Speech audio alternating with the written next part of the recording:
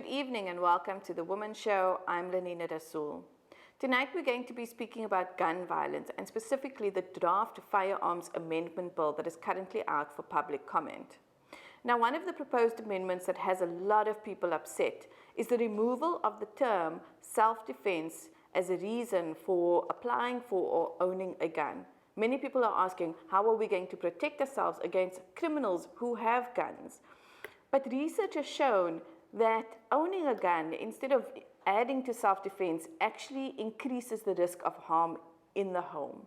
We are going to have a look at a short video where owning a gun has ended in tragic circumstances. Let's have a look.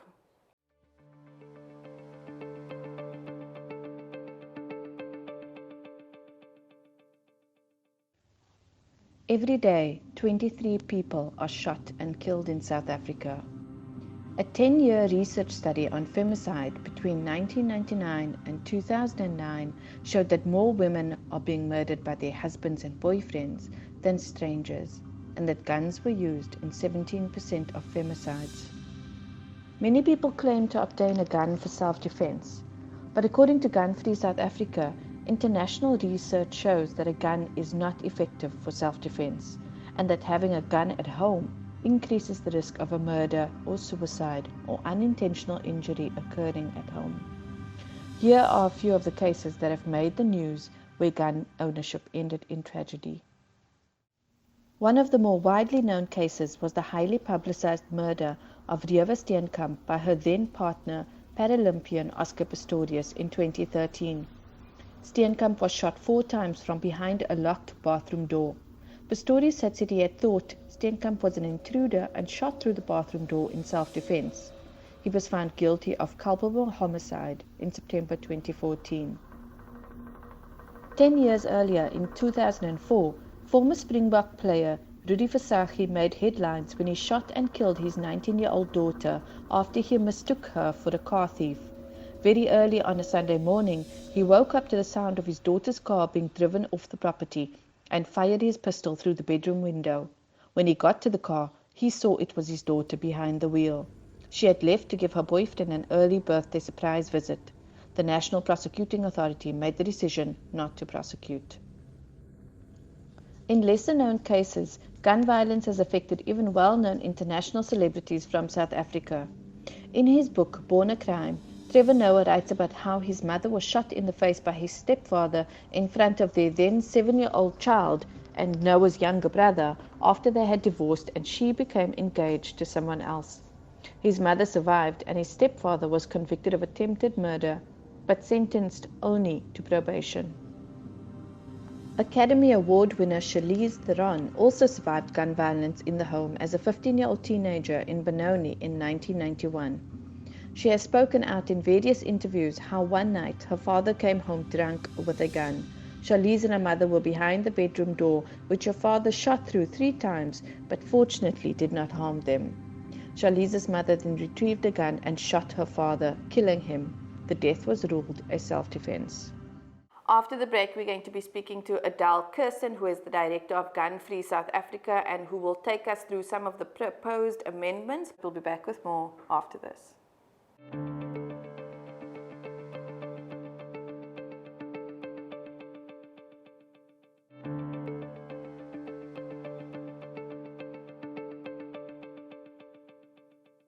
Welcome back. You're still watching The Womxn Show, and tonight we are speaking about gun violence and the Draft Firearms Amendment Bill that is currently up for comments. We are joined via Zoom by Adele Kirsten, who is the director of Gun Free South Africa, to walk us through the amendment bill and let us know what are the implications for either of the amendments that have been proposed. Adele, welcome, and thank you so much for joining us. Good morning, Lenina, and hello to all your listeners as well. So, Adele, we are here to discuss the Firearms Control Amendment, the draft bill for firearms. And Gun Free South Africa have put out a sort of synopsis, a summary of the changes that have been proposed. There has been some backlash to it, but I thought maybe you could just take us through a short summary of the proposed amendments. So what we've done is we've looked at the document, which is 138 pages long, and I identified 6 themes, but I'm just going to focus on what we see as the 3 most important. Yeah. The one is many more provisions that hold SAPS accountable, that hold cops accountable for loss and theft of their guns, as well as guns under their care. And there's a clause that requires the National Commissioner to report quarterly to Parliament on loss and theft. That's a really significant amendment and an important one, given that SAPS weapons do move from their armories, but also they are stolen directly off their members.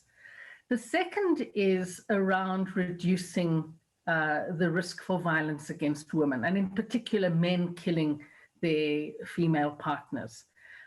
In the current law, there's some recognition that that's a risk factor for gun ownership and a criteria to deny gun ownership, but it required a conviction under the Domestic Violence Act. What the amendment's done has really, I guess, raised the bar for gun owners, but given much more protection to women. And now, if there is an interim protection order, that is sufficient grounds for a firearm license application to be immediately suspended, as well as if the abusive gun owner is currently a gun owner, it authorizes the cops to remove the weapon immediately. That's an important strengthening. Gun-Free South Africa and many of our allies and partners think it can be further strengthened. For example, things like looking at the DVA registers at local cop stations, as well as looking at things like strengthening the language to give authority to the cops. At the moment, the language says may, and we would want to say it must be must, so that there mustn't be room for discretion. It must be a clear instruction. And then I guess the third sort of theme in the amendments is the principle of limiting. And this is limiting the number of weapons and the type of weapons, as well as limiting ammunition. And that's central to any successful and effective gun law. We've seen that across the world. We've seen this in our own country. Basically, less guns means less dead people. It's as simple as that. Thank you so much for that summary, Adele. I mean, those are really, really important points. I just want to shift a little bit to one point that's really dominated the headlines around these proposed amendments, and that is the removal of the reason self-defense as a justification or reason when applying for a firearm. And so we've got a lot of people in uproar about this. A lot of people say that they apply for the firearm for self-defense from criminals, from break-ins, from robbers and hijacking, and especially in South Africa, they use the high crime rate as a justification for having a gun, which, on the surface makes sense. However, Gun-Free SA, in your summary, have also noted that international evidence shows that having a gun or a firearm doesn't really provide that much self-defense, and actually is more likely to, the gun is more likely to be used in the home amongst family members. And we know that, there have been cases, we've seen a couple of cases. There was a case recently, if I may just bring it up, where a father was waiting for his child at school, fell asleep, and when the child woke him up, he shot his own son. And I'm assuming those are the kind of cases that they're speaking about in terms of dangers of having a gun in the home. And we're not saying that applies to everybody. But could you give us more context around one, removing self-defense as going in line of what international legislation does, because that's what it says, and also having what the research and evidence says in terms of having a firearm or handgun for self-defense. Okay. So, Lenina, I think it is a complex issue as you've raised, and I'm going to try and unpack it, and I guess look at 3 things that we think inform this amendment. The one, and to start at the top, is South Africa needing to align itself with global norms and principles, and regional as well. Now, our constitution is very clear that if there is an international protocol that we sign onto, we are required by law to then domesticate that, and the provisions in the global norm or global protocol needs to be then integrated into our national law. So the one piece of legislation, it's both a global legislation, it's called the Firearms Protocol. We signed onto that in 2001. And then following that was the SADC Firearms Protocol, which comes from the international protocol. And we are aware that over the last year, the 14 SADC countries have been reviewing that piece of legislation. And our understanding is that to all accounts, it's going to be strengthened. So that hasn't been signed off yet. We expect it to be signed off fairly soon and then ratified. So that could be certainly a driving force for this amendment. The other is to look at what the international research shows in terms of what countries allow this kind of clause. So over 62% of countries surveyed by the Small Arms Survey, firearms for self-defense is not a legitimate reason for applying for a gun license. And so that would be bringing us in line with that. And then I think thirdly is over the last 2 years, there have been two court judgments, one in the Constitutional Court and just last year, July, in the Supreme Court of Appeal, where the judges have said that firearm ownership under our Constitution is not a right, it's a privilege under the law. So I think what the law says is really informing some of this amendment. And I guess then finally, I mean, this is a fourth reason, is certainly globally, the evidence showing that having a gun for self-defense puts you more at risk for serious injury and death. You know, again, when we come back and we say, you know, part of the argument is that there are most criminals have guns. People say when they are hijacked, when they are break-ins, there is and we know within gang violence and gang-dominated territories, guns and gunfire is a huge problem. We've had, especially in the Western Cape, like where I stay, we've had a lot of kids and people dying from stray bullets in terms of gunfights that have gone off.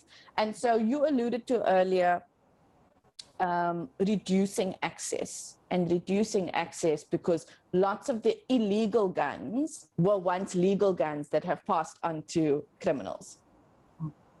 So can you I just wanted to ask you to expand on that. So in terms of having that gun taken off, how are we proposing to reduce access? Not just, you know, people are going to say you're taking away guns from people, legal guns from people who have them, but we are not taking away guns from criminals. And so how do we respond to something like that? So I think this is a very clear theme throughout the draft bill, is to tackle both. And I guess there are really two strands. One is you have to reduce access and easy availability of guns. And so that means limiting the number of guns, it means limiting the type of weapon, and it means limiting ammunition. So reducing the availability of guns will reduce gun death. We've seen that in the implementation of the current law in its first 10 years. At the same time, the law has to make provision to improve SAPS's recovery of weapons. We don't think the law goes far enough in this regard, or is not clear enough in its implementation, but there are definitely clauses which reduce the risk for weapons moving from the legal to the illegal pool.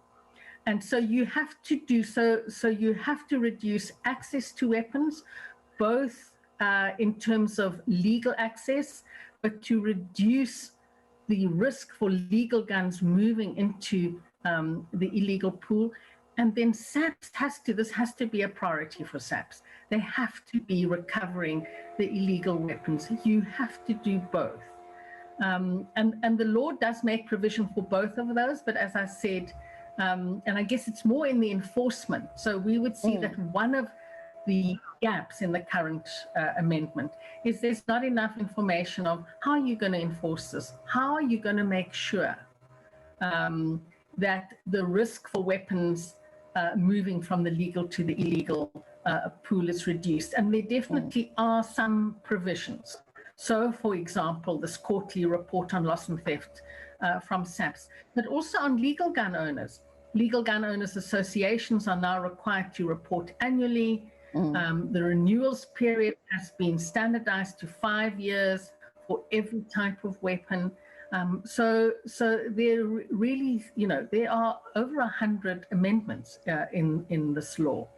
So some, it's a comprehensive attempt to really strengthen our gun law, and we know that strong gun laws save lives.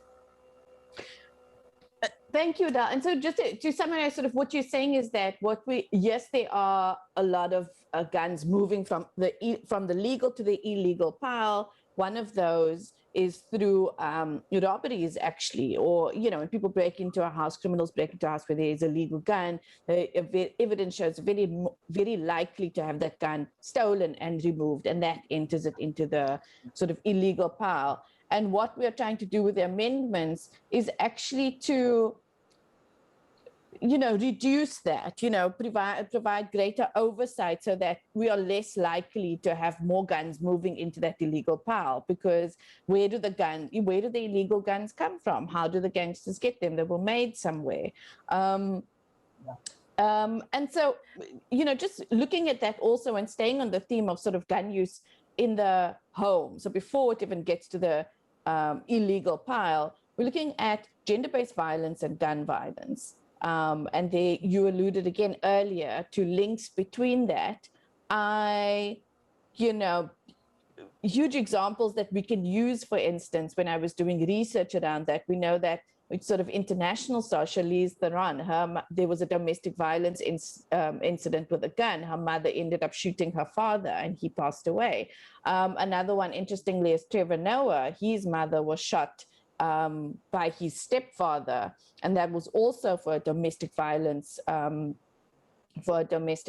sort of incident there. Can you tell us some of the research around gun violence and gender-based violence, and then also in terms of the one amendment that you mentioned earlier, where with the application, if there's an application for a protection order or there is a protection order in place against a firearm owner, you were saying that police may remove that gun from the firearm owner. The proposed amendment still uses the word may, but it's at the discretion of SAPS. So for instance, the victim of domestic violence would have to, list that I'm worried that he's got a gun, he might shoot me, and SAPS can decide either to remove that gun or not remove that gun. Is that correct? We know that some of the research that's been done over the last 20 years shows that women are often most vulnerable when a protection order gets issued to being shot and killed. Okay, because it means they've taken action. It creates a situation where the man feels threatened. She's finally doing something about it, etc., etc. So it's a direct, I guess, threat to his power. And so we see that women are at great risk when an interim protection order is issued. And of course, we know it needs to go to a final protection order. So it's a recognition of the context in which women find themselves. To say that when an interim protection order has been issued, SAPS have the authority to immediately suspend the gun license application or to remove the weapon. We want to strengthen that word of may. So they do have the authority, so the woman or her family can appeal to that authority, but we want it to be that they are obligated to do so. Yeah. that there's no room for discretion. We also want to make sure, so for example, we know that often women withdraw a charge, that needs to be taken into account of, has a charge been withdrawn in the past, and for whatever reason. And we know that often women withdraw because they've been further threatened. So we know that the majority of people across the world who own weapons are men. And globally, the data shows that women are at risk for being shot and killed by their male partner. Basically, men kill their female partners, often in their home with a legal gun. Globally, the data is much more compelling and stronger than we have in South Africa, but we have two pieces of data which was the Medical Research Council 10-year retrospective from 1999 to 2009, where there was an almost 50% reduction in women shot and killed by their male partner. The other two categories, which is sharp force, which is knives, and blunt force, there was slight reductions over that 10-year period, but they more or less stayed the same. But you see this very dramatic reduction in gun, femicides. And the researchers acknowledge that or assert that it's because of the introduction of stricter gun laws. Yes. The other piece of evidence, and it's a very particular and important piece of research also by the Medical Research Council, shows that in what we call murder-suicide or femicide-suicide, and basically what that is when a man kills his female partner and then kills himself. Okay, and we see that often with cops, and the research there shows that the men who are vulnerable or at risk to do murder suicides are in the security industry. They're either cops, private security, or military, and actually they're often white as well, and they have a legal gun. So the reason this data is important for us is that it helps us understand the impact that guns have in the home. And for example, although we know that 89% of people who are killed by guns in this country are young men, 11% are women, but the circumstances under which women are killed are very particular. And what it means is, having that information, we can intervene. We can make a difference, whether we are an NGO supporting women in abusive relationships or through the law. And this is one of the really strong amendments that are being suggested. And that's good news for all of us. So Adele, Gun Free SA has put together a campaign called Silence the Guns, and they've put this around, and they've wrapped the campaign in the fact that the Draft Firearms Control Amendment Bill is out for public comment. So can you just give us some information about the campaign? How do people comment? Where can they go? Do you have any templates or information on your website? How do they get involved? Okay. So there are a number of ways. One is if you're part of a CPF, we're working with CPFs, go there. But you can come onto our website, www.gfsa.org.za, and we'll have information there about what we see as the key changes to be supported. And we'll explain. We have a how-to guide to write a submission. We would really encourage you to write your own submission in your own words, because government does want to hear from people, and particularly people affected directly by gun violence. If you want us to run a workshop or do a Zoom or whatever, send us an email at info@gfsa.org.za, and then follow us on social media. We have an Instagram, Twitter, Facebook. And then lastly, we have partnered with amandla.mobi and to run a campaign on getting people to make submissions to silence the guns. And that will be going live in the next day or two. So there are lots of different ways in which you can engage with us on this issue. Okay, fantastic. Thank you. And just for those who don't know, the CPF is the Community Policing Forum in your area. And they should be, you could find them at the police station. Is that correct, Adele? Absolutely. Yeah. Okay. Yeah. Or if you're a young someone, to go to your youth crime prevention desk. We're also working with young people in particular, because young people are most affected by gun violence in this country, and plus they're our future. And we want to make sure that we save young people's lives. So supporting the strong gun law and this amendment will help do that. Thank you so much, Adele. We've run out of time for this interview, but it was really wonderful having you on, and we thank you so much for all of the information that you've given us. Okay, thanks, Lenina. That was Adele Kirsten, the Director of Gun Free South Africa. We are going to take a short break, but we'll be back with more after this.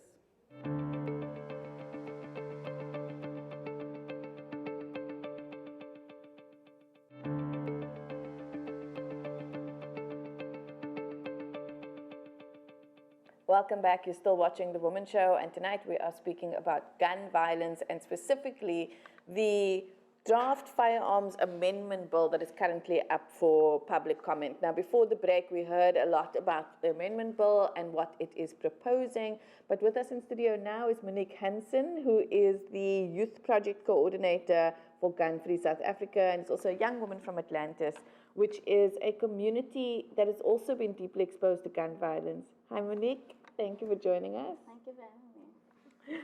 So, Monique, you are a young woman from Atlantis, and you've spoken out already, I've seen on social media and other spaces, about the trauma of coming from a community where there's lots of gun violence. And the starting point, I think, for everyone, for those communities, and I'm from Kensington, so I understand, is the gang violence, and how there's a lot of gun violence associated with that. But maybe we can just start as what is the lived reality of a community that has a lot of gun violence in it? I mean, we have 8-year-olds running around with guns. Real guns? Real guns. Wow. Because they are indoctrinated to believe that this is the only way that we're surviving. And because they sometimes are born into the gang life, because their father or their brother or the uncle is part of a gang, so now I have to be the gang as well, because this is the way of surviving. And it's just the longing for safety and, like I said, survival. So you have to just join the gang because they are pressurized when walking to school or walking home from school. They are pressurized into joining the gang. And if you don't want to join the gang and you're part of a certain area, then they believe that you are part of that specific gang in that turf. So now you're a threat to us, so we need to do something. Because that's just the young men life at the moment. And for just, like I said, longing for the safety. Like, you can't just walk to your friend's house anymore because you know something would happen. Because I have friends in the supposed hotspot areas in Atlantis, and I can't just drive there or walk there and just relax by my friend's house because she lives in a hotspot area. And literally every second we have to think about gang shooting happening at any moment, because we go to sleep with gunshots, we wake up with gunshots, and that's just the normal life that people are living now. Wow. And a hotspot area is one where it can erupt at any time. Like, there's a lot of gang fights and gunfights. And it happens so unexpectedly. Like, especially when I went there once to my friend's house with a hotspot area, and I asked her, why is it so quiet? And she said it's actually a bad thing that it is quiet, because that means we've been warned that we should go into our houses because something's going to happen. Like, that's the normal thing, we get warned. So to just go in because to make space, or just to quiet everything down because we're going to shoot now. That's just the normal thing now.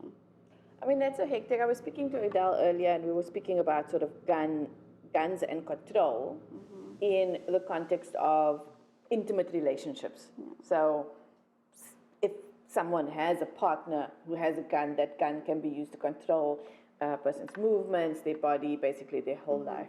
But what it sounds like you're talking about is that guns are controlling the whole community, the community's movements, their sense of safety, essentially their access to education, because I read that lots of kids can't walk to school, their access to healthcare, just sort of any services in the area.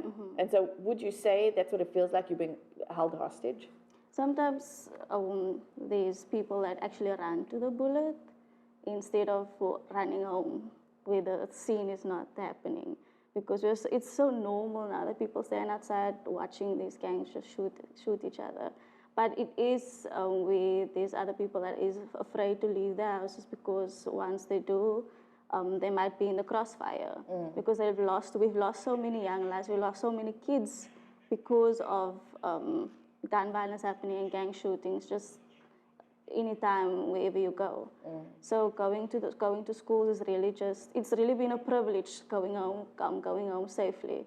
It has been a privilege, just getting home safely. Besides even trying to concentrate on the education, because you're worried about being able to get home. And these young people actually walking to school with weapons on them so that they can protect themselves. Sure. Yeah.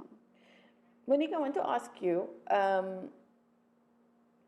so given that we've heard about the Draft Firearms Amendment Bill, and we've heard some of that, there's a lot of opposition to it, right? And one of the arguments is that while the criminals are running around free with guns, we should also be able to have guns in order to protect ourselves. And so I just want to ask you from your perspective, and as a person that lives in an area where lots of criminals are running around with guns, the fact that they have a gun, it's illegal, makes it illegal. What do you think about that? Well, there's a place that gangs get their guns and get access to guns, and that is through legal guns, and then it becomes illegal in the gang's hands. But it was once a legal gun, which comes from the gun owners. The gun owners might have lost it, it might be stolen, or it goes through some kind of black market, or like previous years' experiences that they're selling through SAPS that sells it to the gangs, and that's how they get the guns. The gangs doesn't just get the guns legally, because I don't think they'll actually go through the whole process of the competency test, paying for a gun, firearm licenses and everything. So there's a way that they get these guns, which is through gun owners. And people believe that, I think people still don't have the full information of where these gangs get the guns. And that's where the problem comes in, that people just think that it's the illegal guns that's the problem. But there's a reason why it's illegal now. It was legal before. That's so interesting. I have never thought about it that way. So where did the guns come from? And how come there are so many in Atlantis, in Kensington, etc.? So that's so interesting. So how can, and then I'm going to just go on and ask, so how can legislation help? I mean, and does it? If it doesn't, I mean, I'm just asking, but can legislative changes or policy changes help to reduce access to guns for gangsters, for instance?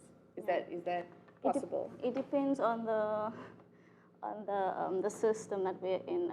I feel like our small communities are just made for violence to happen. So they talk about prevention, but it never actually happens. The plans are not really implemented, but that's just my thinking of politics and everything in the system that we are in. But legislation can help because of, like I said, the gun owners. They have the responsibility to follow rules and to enforce the rules.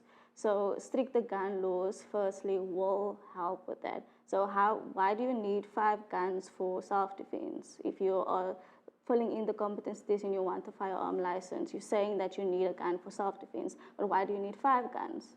So we can amend the bill and just say that for self-defense, 1 gun or 0 guns, no guns at all. Which is what they're proposing now. We're proposing now, because you don't need that many guns, because that's just the way of the database being a whole mess at the end, and you're not reporting your lost or your theft of your gun. So it's really the gun owner's responsibility at the end to also enforce the rules. That's why it's so important to have these firearms rules. And I think through legislation we can make that happen, so that they don't fall into the wrong hands. And so just for clarity, some of those rules would be like, if you, let's say you have a gun, you have a legal gun, you've gone through so you go through the whole process, like you do for the car, like to drive a car, you go and you learn and all that stuff, and you have these guns. And I think some of those processes are, you need to renew your license. So let's say you must renew your license every 2 years. If you're renewing your license every 10 years, I think it was for security, for hunting and stuff, that, you know, who's keeping up with that? Exactly. If it's so every long, 10 years, if your car gets, if your gun gets stolen and you're going 10 years later, that's like a big thing. So one of the things is they'll be able to keep track of the guns better. And with the Center of Firearms Registry being such a mess because of that, the long validity of your license, which we are amending to reduce now to 2 years at least, so that you can keep up with it, and the Center of Firearms Registry can keep up with it. Monique, I'm so inspired by you. And so you are a young woman who's living in a community that is held hostage by gangsters and by gun violence, right? And you're speaking about you working to educate your community that outside of these physical circumstances that they have power, and they have power to influence this legislation and this policy through making the submissions that we heard Adele talk about, the submissions to the Draft Firearms Amendment Bill. So I want to ask you, you know, as someone who's understanding that part of this problem, part of the reason there's so much gun violence is because there are systems that are broken within government. What is your message to government?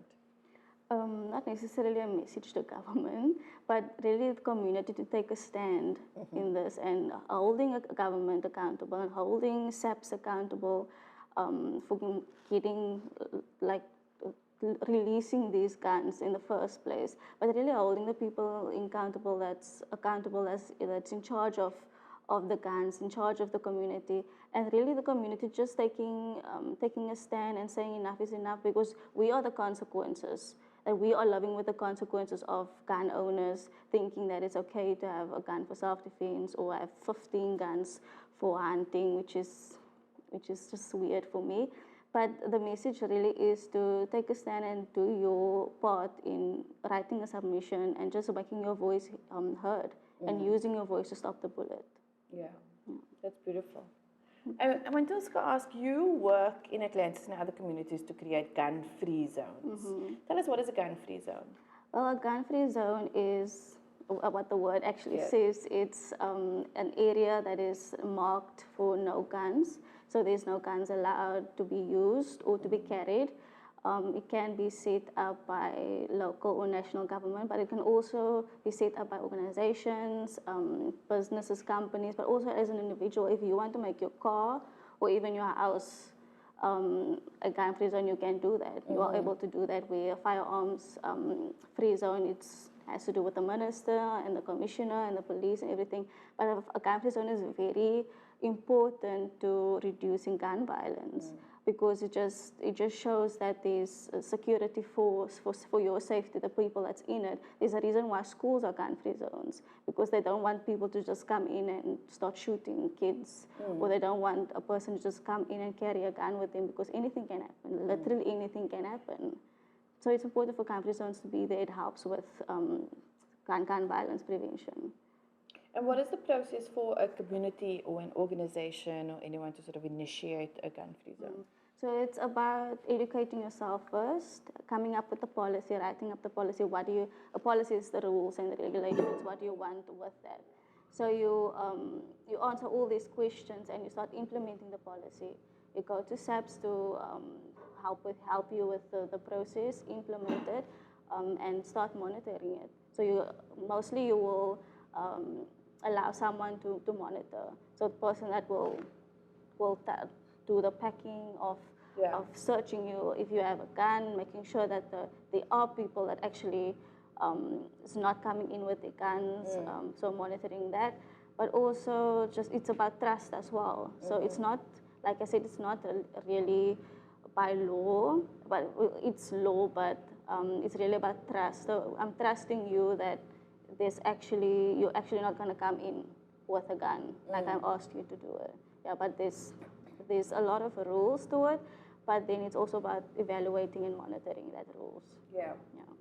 And what has been the response? I'm particularly interested in Atlanta, so I'm interested in areas that have high rates of gun violence. What is the response to gun-free zones?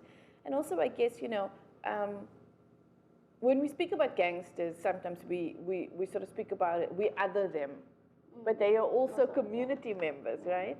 And so often we've seen in some close-knit communities, they also donate money towards sports and schools and extracurriculars and stuff. Have there been instances where they also have bought into or respected the gun-free zones? So since I've been working with gun-free South Africa and in Atlanta's area, we haven't been able to do a gun-free zone yet because all of the places that we would like to do have a gun-free zone as already gun-free zones, but it's not really visible. Like hospitals, we know that automatically it's a gun-free zone. We know that schools automatically is a gun-free zone, but we do actually want like the sign that actually says this is a gun-free zone. Yeah. So we haven't had an opportunity to do a gun-free zone at the moment, but when we speak about it to people, they are really keen to having something like that. Other than just having like metal detectors, people feel like their privacy is being violated. Yeah. And feel like they're in prison when they go into schools and having metal detectors. But people are keen to having gun-free zones in the field. But it's going to be complicated as well because gun violence happens in the flats, in the courts. So it's going to be complicated to make the whole court a gun-free zone. But we are working towards that. You just need the whole community in that specific area to really work with us. And the first step, I guess, is raising awareness. Because even as you're saying it now, I'm thinking, okay, well, I never thought of the hospital as a gun-free zone, or I never thought of the school as a gun-free zone, or any of those places in relation to sort of guns, whether it's allowed or not. I also think what's interesting about the approach is that, like you're saying, with the metal detectors, it feels like it's something that's forced upon you as opposed to gun-free zone, which is a choice that the communities really can make and the youth can make. We don't have very much time left, but I just wanted to speak about something we mentioned, and you mentioned specifically before the show, was about the appeal of guns and how you have done, you're a young woman, but you've also done lots of workshops with youth. You spoke about how youth are attracted to guns because of what they see in the media. You spoke about you yourself loving action movies and dreaming about having a gun yourself one day. And I see that, Bad Boys, all of those sort of things, right? It looks cool, it looks strong, it looks like just great, and powerful. And so how are you working to try and sort of tackle that mindset? Do you find it's a common mindset? Do you feel like it's still fed by the media that kids are watching today, that they buy into that? And what are some of the ways that you are sort of tackling that? So it's not just gun violence, it's literally any kind of issue, whether it's like femicide or feminist issues that women are dealing with. It comes from a very young age. What we're seeing, we don't realize it then when we actually look watching these movies. Like you said, I was telling you the story about when I was younger. I used to love action movies. I still love action movies, and I actually wanted an AK-47 when I was 16. I wanted to go to shooting runs and everything. But actually, in 2017, when I finally got involved in Gun-Free South Africa and getting this information, I've actually thought of it more, and I really changed my mind about what a gun can do, and I'm actually living through it now, the risks of guns and how dangerous guns are. So it really made me change my mind in that way, and I think it is a mindset thing. If people are educated and have more knowledge about a certain issue, people's minds can be changed and are changing. And with young people, we are creating that awareness and really breaking down the information so that they can understand. So we would, like for these workshops that we're doing now for the FCA, we are starting with what is a gang. So they would tell us, so what do gangs use? and they would tell us guns. So then we go to where do you think guns come from? Where do you think gangs get these guns? Which is usually from, then they would say from the police or from gun owners. And then we start breaking it down from illegal guns to legal guns, from legal gun to illegal gun, and what they can do to start changing things. So it's really about breaking down the information and making sure that it actually sticks. You know, and in a way that people can understand them, and in a way that we can relate it to. Because I could see you breaking that down to a point where I can see myself in that process. Yeah. Whereas generally with these bigger sort of issues and these bigger political issues, it's difficult to see ourselves there or see any way that we could have impact. Yeah, because when people hear the word like amend, what does that mean? I know, Firearms right? control, what does that mean? Yeah. Yeah. Monique, thank you so much for joining us. We are out of time for this interview, but this was absolutely fantastic, and I just want to wish you well on the work that you're doing going forward. Thank you so much. I hope you have all the information that you needed from me. Thank you. We are going to take a short break, but we'll be back with more after this.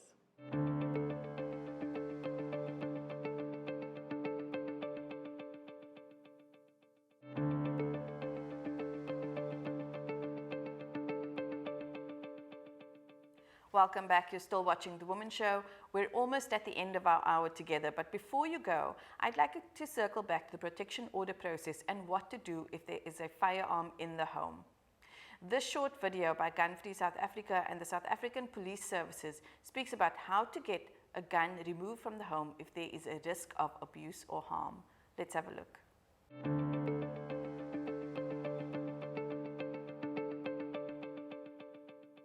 Okay, my name is Captain Johanna Molifi.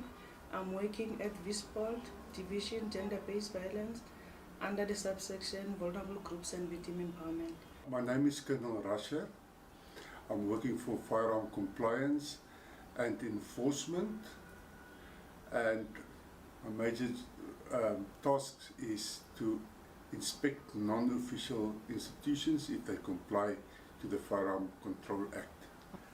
If you know that there's a firearm in the house where you stay, and the owner of the firearm verbally threaten you, inclined to violence and try to assault you, put in a statement to the police, and then the process of Section 102 will kick into place. Okay, in terms of Firearm Act, you as a person, as a victim, you have to report, and SAPS is there to assist you. So in terms of that, once you have made a call to one of our police stations, definitely they will respond to that call, and then immediately, because we do have also 1011 which assist us in terms of reaction time, in terms of assisting our victims, and definitely that gun will be removed and it will be circulated to check if maybe the person who is in possession of that gun is the legal owner of that gun. Then the firearm will be in police custody. The individual will get 21 days, and then other statements of witnesses will also.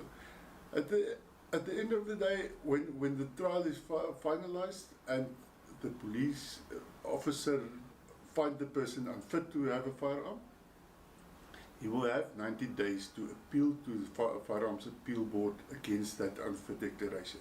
The police officer can declare the person unfit for 5 years, and in that 5 years when it starts, he must dispose of all his licenses and permits, and the firearms will be taken. He will have time to dispose of it by selling it to a dealer or giving it to the police for destruction.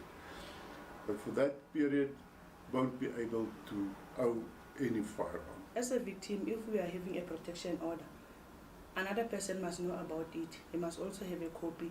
For in case if you can't take it, that protection order by yourself to the police station, a neighbor can do that on your behalf.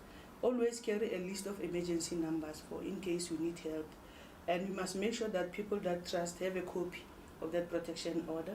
And then again, you must also have a money in a safe place that you can be able to get a taxi, or maybe can also be able to seek help in one of your siblings or family members. And then you must also have an extra pair of keys, so that if maybe an incident happen in your house, you can be able to access that door to go outside. And also you must have an extra bag whereby you have packed an extra clothes for in case of emergency, the identity document, maybe the documents that you may need in terms of your kids must be packed in that bag. Because if there's an incident, you won't have enough time to check those relevant papers. You must just grab your bag and go where you can be safe. My message to gun owners is respect your firearm. It's a lethal weapon and know exactly how to handle it. Keep it always safe in the prescribed storage facility, like a safe approved by the police. If you carry it with you, have it under control. My advice in terms of domestic violence, everyone must report. SAPS is there. The hand of government is so open, the hand of law is so long to assist our victims. We are there to protect our victims, and anyone can report. Even if you are a neighbor, you recognize there's something that's happening on your neighbors, you can report so that you may take actions in terms of SAPS.